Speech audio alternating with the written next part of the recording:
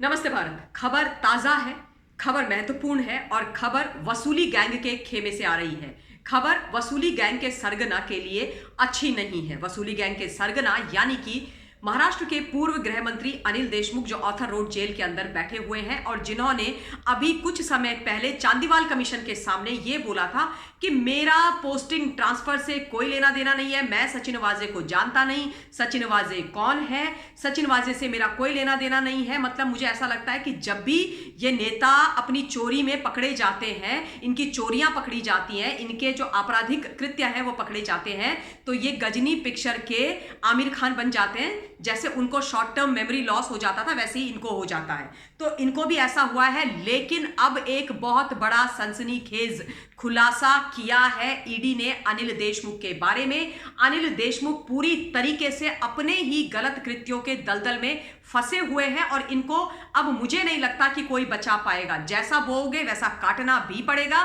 गलती करते हुए करने से पहले सोचना चाहिए कि इसका अंजाम क्या होगा। गलती छोटी मोटी नहीं, देश के साथ गद्दारी, अपने पद के साथ गद्दारी, उस जनता के साथ गद्दारी जिसने आपको वोट दिया है, पूरे प्रदेश के साथ गद्दारी, और सबसे बड़ी बात कि ऐसा इलीगल काम प्रदेश के गृह मंत्री बन करके जिसके खिलाफ आपको खड़ा होना चाहिए, आप उसके पक्ष के में खड़े होकर के गृह मंत्री के जो पद है उसकी गरिमा को भी गिराते हो और उसके साथ गद्दारी भी करते हो। निवेदन, वीडियो को अंत तक देखिएगा, पॉइंट ऑफ व्यू कमेंट के माध्यम से मुझ तक अवश्य पहुंचाइएगा। जिन लोगों ने चैनल को नहीं सब्सक्राइब किया वो जरूर कर लीजिएगा और बेल आइकन को भी जरूर बजाइएगा।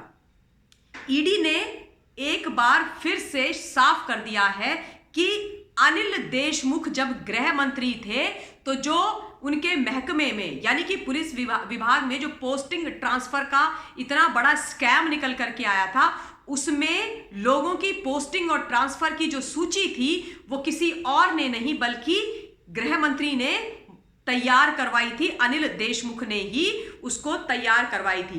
कई ऐसे नाम थे जो उस लिस्ट में लिखे गए थे अनिल देशमुख के द्वारा, तत्कालीन मंत्री के द्वारा, और बड़े ऐसे पुलिस अधिकारी थे जिनका चेंज होना था डिपार्टमेंट, जिनकी डिपार्टमेंटल पोस्टिंग्स होनी थी, एक जगह से दूसरी जगह जाना था। और देशमुख ने ऐसे पुलिस अधिकारियों और उनके ठिकानों की सूची तैयार करने की बात स्वीकारी भी है। बाय द वे, बात स्वीकारी भी है ईडी के सामने। उन्होंने बोला है कि भैया ऐसा सब कुछ हुआ है। इंडिया टुडे में एक रिपोर्ट छपी है, एक खबर छपी है जिसके मुताबिक यह भी दावा किया गया है कि 16 साल के निलंबन के बाद सचिन वाजे को रीइंस्टेट कराने का निर्णय किसी और का नहीं बल्कि अनिल देशमुख का ही था। और अनिल देशमुख को खुफिया एजेंसी यानी कि जो क्राइम ब्रांच है उसका सीआईयू बनाने की जो जिम्मेदारी थी, एपीआई बनाने की जो जिम्मेदारी थी, वो अनिल देशमुख ने ही तय करी थी। यानी क्राइम ब्रांच का एपीआई जो बनाया गया था वाजे को, वो देशमुख के द्वारा ही बनाया गया था। इसलिए जो चांदीवाल कमीशन के सामने इन्होंने झूठे और खोखले अपने बयानात दिए हैं, इसके खिलाफ भी इन पर एक धारा लगनी चाहिए, गुमराह करने की धारा लगनी चाहिए कि सब कुछ करने के बाद ये झूठ बोल रहे हैं, जबकि ये सब कुछ स्वीकार ऑलरेडी कर चुके हैं। 16 साल के निलंबन के बाद सचिन वाजे की जो बहाली हुई, जो होनी नहीं चाहिए थी, जो इलीगल थी, उसमें बहुत अहम भूमिका निभाई है अनिल देशमुख ने। और ये बात तो ऑब्वियसली वाजे खुद से स्वीकार कर चुके हैं। वाजे खुद से उन्होंने बोला था कि भाई ये मेरे को अनिल देशमुख ही यहां लेकर के आए हैं, और जबरन वसूली का जो पूरे का पूरा दारोमदार था वो वाजे को दिया गया। अब आप समझिए कि जितने उलट पुलट इलीगल काम हो रहे थे मुंबई के अंदर, उनको करवाने के लिए वाजे को लेकर के अंदर आया गया था। क्योंकि वाजे का जो बैकग्राउंड है ये सारे नेता जानते थे, उसका सस्पेंशन क्यों हुआ ये जानते थे। उसके बाद पिछले इतने सालों से वाजे शिवसेना में एक सीनियर प्रवक्ता के रूप में, नेता के रूप में काम कर रहे थे, तो उनका बहुत ही लॉयल था, उनके लिए कुछ भी कर गुजरता, और उसने वो किया भी। लेकिन खैर उसके लिए उसको बहुत बड़ी प्राइस पे करनी पड़ गई, कोई नेता उसके सपोर्ट में नहीं आ रहा है। परंतु बात यही है कि बहाली कराने में देशमुख का हाथ है, और उसके बाद जितने भी ये काम थे वो सब देशमुख करवाते थे सचिन वाजे से।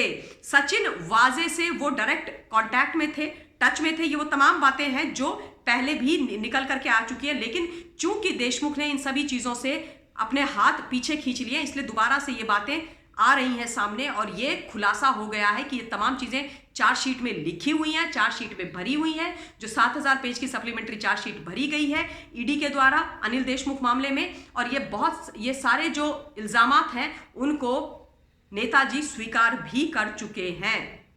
इन्होंने ये भी इसमें साफ किया है कि ईडी की जांच में जो साफ हुआ है वो ये है कि 1750 जो रेस्टोरेंट और बार्स थे उनकी सूची तैयार करवाई गई थी देशमुख के द्वारा, और फिर जबरन वसूली का जो काम था, उगाही का जो काम था, वो दिया गया था सचिन वाजे को, तब के गृह मंत्री यानी कि देशमुख के द्वारा। सचिन वाजे देशमुख के कहने पर जितने भी बार मालिक हैं उनको परेशान करता था, और कोरोना के दौरान, कोविड के दौरान बार मालिकों पर 3-3 लाख रुपए देने का दबाव बना रहा था। सोचिए आप, कोविड में जब सब कुछ बंद था, ठप था, लोगों की बुरी हालत थी, तब ये उगाई खोर, ये निर्मम लोग, ये क्रिमिनल्स उन लोगों पर जो बार अपने चला रहे थे उनसे 3-3 लाख रुपए मांग रहे थे।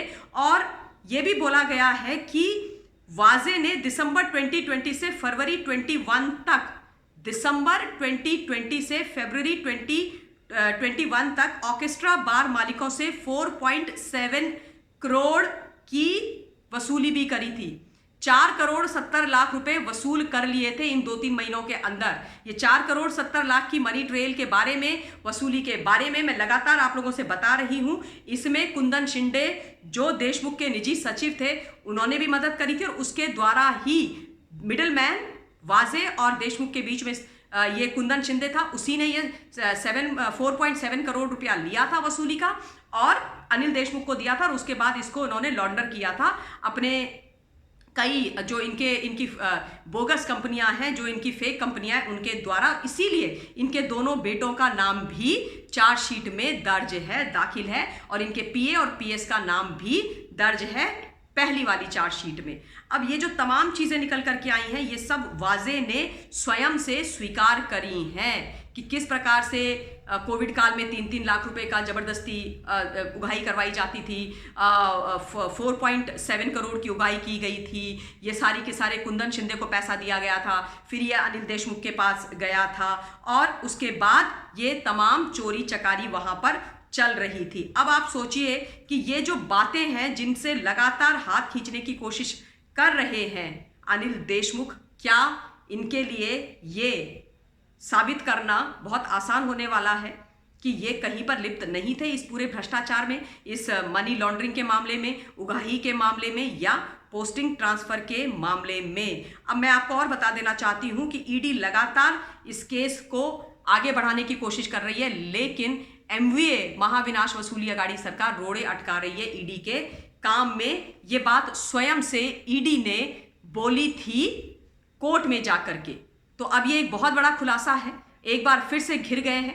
अब मैं देखती हूं कि किस प्रकार से शरद पवार एंड कंपनी अपने इस भ्रष्ट उगाही खोर नेताजी को बचाते हैं, लेकिन मुझे ऐसा लगता है कि जो लोग भी इसमें शामिल हैं उन सब के खिलाफ इन्वेस्टिगेशन होना चाहिए और सबकी रिस्पॉन्सिबिलिटी फिक्स होकर के पनिशमेंट जरूर मिलनी चाहिए। इसी के साथ इस वीडियो के लिए मैं अपनी वाणी को विराम देती हूँ। जल्द आप लोगों के बीच में फिर से हाजिर होंगी। Till then stay safe, stay blessed and Jai Hind.